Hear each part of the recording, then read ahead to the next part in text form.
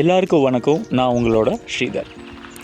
கடந்த ஒரு மாதமாக எந்த வீடியோவும் போட முடியாமல் போச்சு. அதுக்காக சாரி. கொஞ்சம் வெளியே போயிருந்ததுனால வீடியோ போட முடியல. 2-3 சப்ஸ்கிரைபர் ஃபோன் பண்ணியே கேட்டுட்டாங்க, உடம்பு ஏதாவது சரி இல்லைங்களா சார், ஏன் வீடியோவே போடல அப்படின்னு. பெரிய விஷயம்லாம் இல்லைங்க.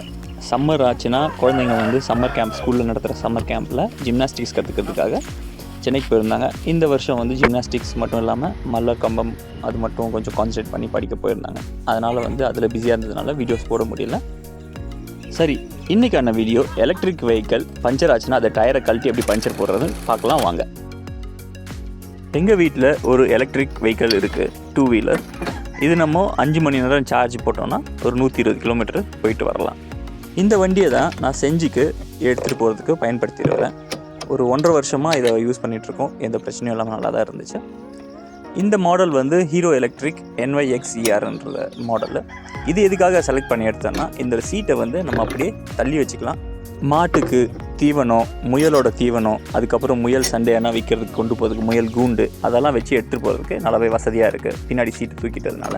இந்த வீடியோவில் எலக்ட்ரிக் வெஹிக்கிள் பற்றி ஒரு ரிவ்யூவும் கொடுத்துடலாம் அப்படின்ட்டு இருக்கேன். ஏன்னா பஞ்சர் போடுறத பற்றி எவ்வளோ நேரம் தான் பேசுறது, அதனால் இந்த வெஹிக்கிள் பற்றி ரிவ்யூவும் கொடுத்துடலான்னு இருக்கேன். இந்த வண்டியில் டியூப்லெஸ் டயர் இருக்குது. பஞ்சர் போடுறது ரொம்பவே ஈஸியாக இருக்கும். வண்டி 2-3 வாட்டி பஞ்சர் ஆச்சு, பஞ்சர் ஒட்டியாச்சு.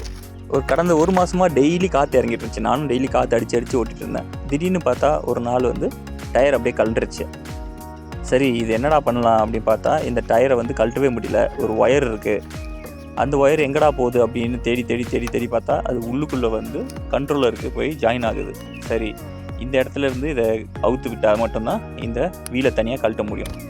இதை செய்வீங்களான்னு சொல்லிட்டு லோக்கல் மெக்கானிக்கிட்ட போய் கேட்டாக்கா, சார் எனக்கு அதெல்லாம் தெரியாது சார், அதெல்லாம் பண்ண முடியாது சார் அப்படின்ட்டாங்க. காசு அதிகமாக செலவாகும் சார் அப்படின்னாங்க.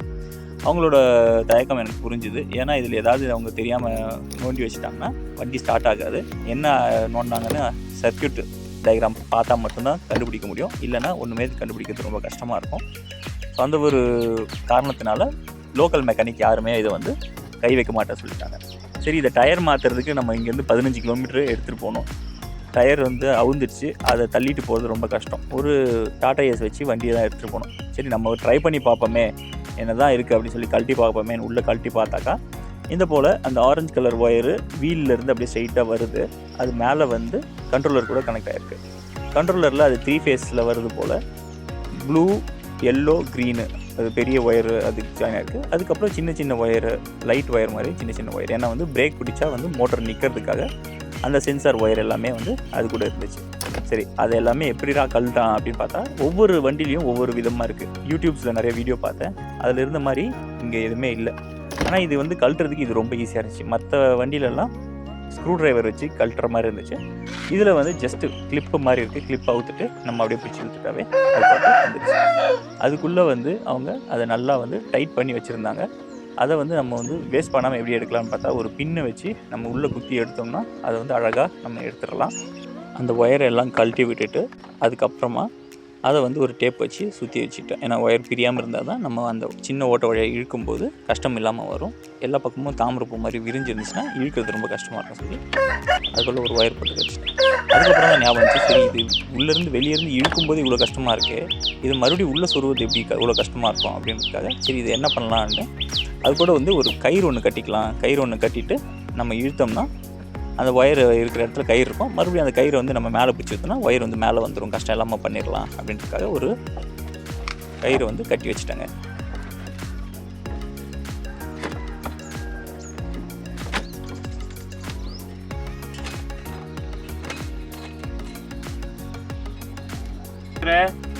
கயிறு பிடிச்சி இழுக்கக்கூடாது, சரியா? கயிறில் தான் திரும்பி அந்த இடத்துக்கே ஒயர் இழுக்க போகிறோம். இல்லைன்னா கஷ்டமாக இருக்கும் ஒயர் உள்ளே இழுக்கிறதுக்கு.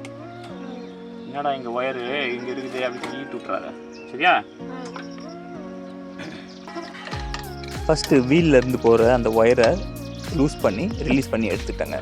அதுக்கப்புறம் ஒரு 4-5 நட்டு இருந்துச்சு, அதை மட்டும் கழட்டுற மாதிரி இருந்துச்சு. ஃபஸ்ட்டு சைடில் ஒரு சின்ன நட்டு, அதுக்கப்புறம் நீங்கள் பார்க்குற ஒரு பெரிய போல்ட் இருந்துச்சு. அதே போல் அந்த சைடும் சின்ன நட்டு, ஒரு பெரிய நட்டு ஒன்று இருந்துச்சு. அதுக்கப்புறம் பிரேக் ஷூலேருந்து வர போல்டும் அதையும் நம்ம கழட்ட வேண்டியிருக்கும். ஸோ 4-5 நட்டு நம்ம கழட்டுற மாதிரி இருந்துச்சு. இதுக்கெல்லாம் எங்கடா என்ன ஸ்பேனர் அப்படின்னு தேடி பார்த்தாக்கா, வண்டியில் கொடுத்துருந்த ஸ்பேனர் எல்லாமே கரெக்டாக ஈஸியாக யூஸ் ஆகிடுச்சு. மற்ற வண்டியிலலாம் நான் பார்த்துருக்கேன் ஒரு சில சைஸ் வந்து இருக்காது. பட் ஆனால் இங்கே என்னென்ன நட்டுலாம் இருக்கோ அதுக்கு ஏற்ற மாதிரி சைஸ் எல்லாமே அவங்க அழகாகவே கொடுத்துருந்தாங்க. அவங்க கொடுத்த டூல் கிட்டே நமக்கு வந்து ரொம்ப யூஸ்ஃபுல்லாக இருந்துச்சு.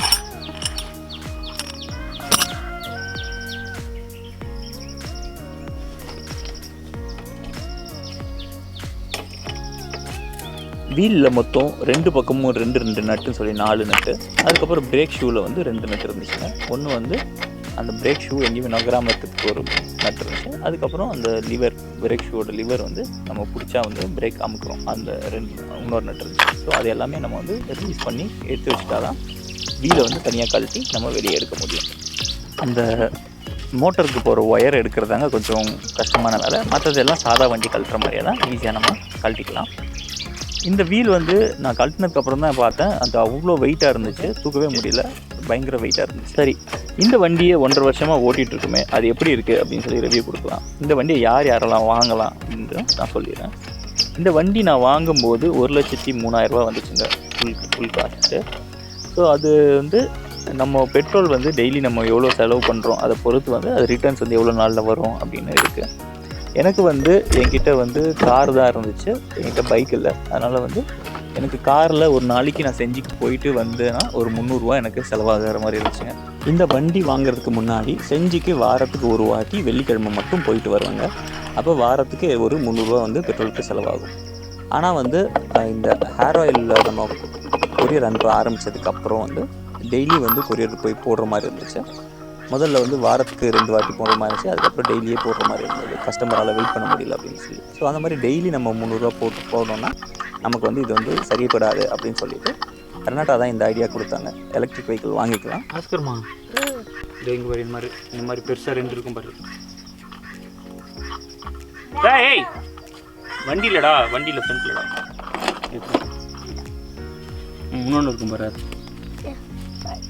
நம்ம வீட்டில் வந்து சோலார் பேனல் இருக்குது. நம்ம வந்து கரண்ட் பில்லும் நம்ம கட்ட போகிறது கிடையாது. சோலாரில் நம்ம சார்ஜ் போட்டுக்கலாம். ஸோ டோட்டலாக வந்து ஃபியூவல் எல்லாமே ஃப்ரீயாக வரும். பட் ஆனால் வந்து இனிஷியல் அமௌண்ட்லாம் கொஞ்சம் ஜாஸ்தியாக இருக்க மாதிரி இருக்குது. பட் ஆனால் அது நமக்கு ஒரு 2-3 வருஷத்துலேயே நமக்கு அது வந்துடும் திருப்பி. சரி ஓகே அப்படின்னு சொல்லிட்டு இந்த வண்டி வாங்கி ஓட்டிகிட்டு இருந்தாங்க. இந்த வண்டியில் வந்து 2 பேட்ரி இருக்குது. அந்த பேட்ரி வந்து 5 மணி நேரம் ஆகும் சார்ஜ் ஆகிறதுக்கு. 2 சார்ஜர், 2 பேட்ரி இருக்குது. ஒரு பேட்ரி 60 கிலோமீட்டர் போகும் மேக்ஸிமம் கெப்பாசிட்டி. அது நாளாக கொஞ்சம் கம்மியாகுங்க. ஸோ இப்போதைக்கு என்னோடய வண்டி வந்து 52லேருந்து 54 கிலோமீட்டர் போகுதுங்க ஒரு சார்ஜ் போட்டோம்னா. ஸோ 2 பேட்ரி இருக்குது. 100லேருந்து 110 கிலோமீட்டர் வரைக்கும் போகுது. ஆரம்பத்தில் 120 கிலோமீட்டர் போயிட்டு இருந்துச்சு. இந்த 1.5 வருஷத்தில் கொஞ்சம் கம்மியாகி 100 கிலோமீட்டர் 110 கிலோமீட்டர் தாங்க போகுது. ஸோ இந்த வண்டியில் வந்து மூவிங் பார்ட்ஸ் ரொம்பவே கம்மி. அதனால் வந்து மெயின்டெனன்ஸ்னு சொல்லி நான் வந்து பண்ணதே இல்லை இது வரைக்கும். இப்போ தான் வந்து அந்த டயர் பஞ்சர் ஆனதை தான் நம்ம வந்து இதில் ஒரு மெயின்டெனன்ஸாக நம்ம பண்ணிக்கிட்டு இருக்கோம். அது கூட வந்து டெய்லியும் வந்து ஒரு 30 கிலோமீட்டர் யூஸில் இருக்கிறதுனால தான் டயர் இந்த அளவுக்கு தேஞ்சிருக்கு. ஸோ இந்த டயர் என்ன ஆச்சுன்னா பஞ்சர் ஆகிட்டுருச்சு. அதுக்கப்புறம் வந்து நான் வந்து அது பஞ்சர் ஒட்டி 2 வாட்டி பஞ்சர் ஒட்டி போட்டேன். அதுக்கப்புறம் டயர் ரொம்ப வீக் ஆகிடுச்சு போல், காற்று லீக் ஆகிட்டே இருந்துச்சு. சரி இது என்ன பண்ணலாம் அப்படின்னு கேட்டப்போ, டயர் தான் சார் மாற்றணும், இது கம்பெனிலே வந்து டயர் சரியாக இல்லை, நீங்கள் MRF போல் இல்லை வேறு ஏதாவது மிஷின் அந்த மாதிரி ஏதாவது நல்ல கம்பெனியாக வாங்கி போடுங்க நல்லாயிருக்கும் அப்படின்னா. ஸோ அந்த கம்பெனி டயர் வாங்கிட்டு பார்த்தாக்கா அது வந்து வேறு சைஸாக இருந்துச்சு. சரி இல்லை சார் நீங்கள் இது போடுங்க, உங்களுக்கு வந்து டயர் பஞ்சர் ஆனால் கூட வீலை விட்டு டயர் கல்லாது சார், நீங்கள் இப்போ போட்டிருக்க டயர் வந்து கொஞ்சம் சைஸ் சின்னது, அதனால் வந்து பஞ்சர் ஆனதுக்கப்புறம் வீல் வந்து கழுந்துருச்சு, அந்த மாதிரி கழுறக்கூடாது, இந்த டயர் வந்து நல்லாயிருக்கும் அப்படின்னு சொல்லி கொடுத்தாங்க. சரி ஓகே அதை வாங்கிட்டாங்க. அதை வந்து இப்போ வீலை கழட்டி செஞ்சிக்கு கொண்டு போகிறோம். சரி போயிட்டு வரதுக்குள்ளே மழை வந்து உள்ளே இருக்க கண்ட்ரோலர்லாம் நினைஞ்சிட போகுதுன்னு சொல்லி ஒரு ஷீட் எடுத்து வச்சு இந்த வீலை நம்ம வீட்டிலேயே மாற்ற முடியாதான்னு நிறைய பேர் கேட்பீங்க. மாற்றலாங்க, ஆனால் அதுக்கான டூல்ஸ் நமக்கு தேவைப்படும். அதுவும் இல்லாமல் இன்னொரு விஷயம் என்ன இருக்குன்னா, அந்த பம்ப் வந்து நமக்கு தேவைப்படுங்க, ஹை ப்ரெஷர் பம்ப் வேணும். இது வந்து டியூப்லெஸ் டயர்ன்றதுனால சாதா சைக்கிள் பம்ப் வச்சு நம்ம அடித்தோம்னா அந்த டயர் வந்து வீலில் போய் லாக் ஆகுது, கிளிக்குன்னு ஒரு சத்தம் வரும். அது வந்து ஹை ப்ரெஷர் பம்பில் இருந்து நம்ம காற்று அடித்தோம்னா தான் அது டக்குன்னு ப்ரெஷரில் அந்த லாக் ஆகுங்க. ஸோ அந்த ஒரு விஷயத்தினாலையும் கண்டிப்பாக வந்து இதை கடையில் கொண்டு போய் தான் நம்ம பண்ண வேண்டிய ஒரு கட்டாயத்தில் இருக்கும். இப்போது நிறைய கம்பெனிஸ் நிறைய மாடலில் நிறைய ரேஞ்சில் கம்மியான விலையிலையும் வந்து இந்த சோலார் வெஹிக்கிள், எலக்ட்ரிக் வெஹிக்கிள் கிடைக்குதுங்க. ஸோ உங்களுக்கு இந்த மாதிரி வந்து ஒரு நார்மல் பெட்ரோல்லேருந்து எலக்ட்ரிக் வெஹிக்கிளுக்கு மாறணும் அப்படின்னு நீங்கள் ஃபீல் பண்ணுறீங்கன்னா நான் கண்டிப்பாக வந்து சஜஸ்ட் பண்ணுவேங்க. நல்ல வெஹிக்கிளாக பார்த்து நீங்கள் சூஸ் பண்ணி எடுத்துக்கோங்க. எனக்கு தேவையான கமர்ஷியல் வெஹிக்கிள் மாதிரி இந்த வெஹிக்கிள் இருந்ததுனால நான் எடுத்துக்கிட்டேன். எனக்கு வந்து ஃபுல்லி நான் சாட்டிஸ்ஃபைடாக இருக்குங்க இந்த வண்டி வச்சுட்டு. இந்த 1.5 வருஷத்தில் இன்னும் எத்தனை வருஷம் வரும்ன்றது ஒரு 5 வருஷம் வரைக்கும் கண்டிப்பாக அந்த பேட்ரி எல்லாமே நல்லாயிருக்கும்னு நம்புகிறோம். பார்ப்போம், அதுவும் ஒரு அப்டேட் போடுறோம்.